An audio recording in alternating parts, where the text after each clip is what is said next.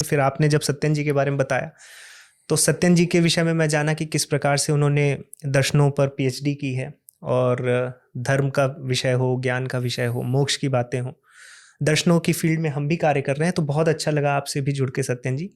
मुझे लग रहा है आज की चर्चा बहुत सफल होने वाली है, क्योंकि हमने जो विषय बनाया है वो ज्ञान और भक्ति का बनाया है।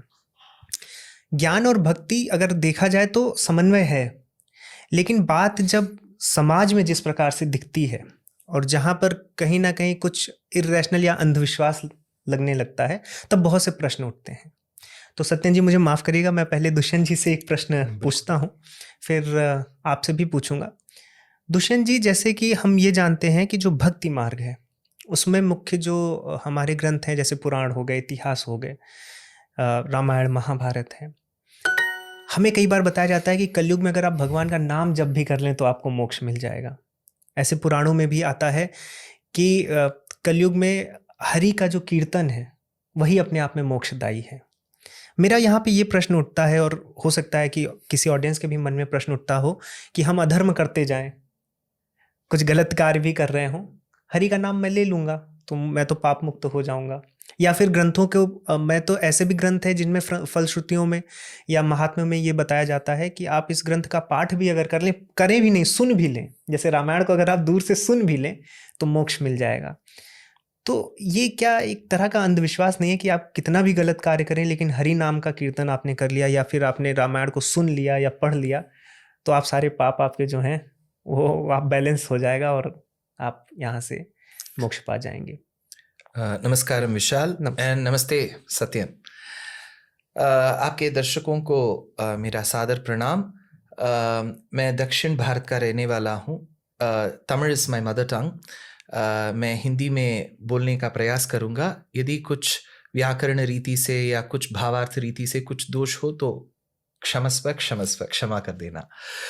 दैट सेड, ये क्या है, प्राचीन काल में जब शास्त्रों की पढ़ाई होती थी तो एक स्टेज बाय स्टेज होता था।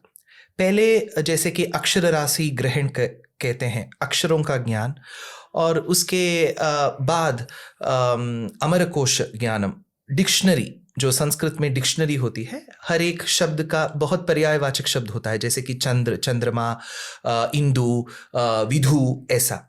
तो डिक्शनरी का ज्ञान पहले मिलता था, और उसके बाद काव्यों का ज्ञान, और इसके अलावा न्याय शास्त्र, मीमांसा, व्याकरण, वेदांत, ऐसे पढ़कर लोग इतिहास पढ़ते थे। तो वो इतिहास का ग्रहण, जो भी पढ़ने का तरीका है, जो रामायण हो या महाभारत हो, और इसके अलावा जो पुराण कहते हैं जैसे विष्णु पुराण, वराह पुराण, भागवत पुराण, उसका पठन और उसका ज्ञान फिर प्राप्त होता था।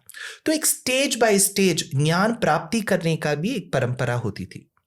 आज क्या है विशाल, आज ज्ञान सभी को एक्सेस है, और डिजिटाइजेशन के बाद हम कोई भी मैन्यूस्क्रिप्ट को डिजिटाइज करके आजकल गूगल में देख सकते हैं। archives.org, ऐसे बहुत साइट्स हैं जिधर हम देख सकते हैं, और बहुत ट्रांसलेशंस भी मिल जाता है, क्योंकि संस्कृत का ज्ञान सभी लोगों का अपॉर्चुनिटी नहीं होता है, और मॉडर्न एजुकेशन में संस्कृत एक थर्ड लैंग्वेज होती है जिसमें हम इंग्लिश में भी लेखन कर सकते हैं।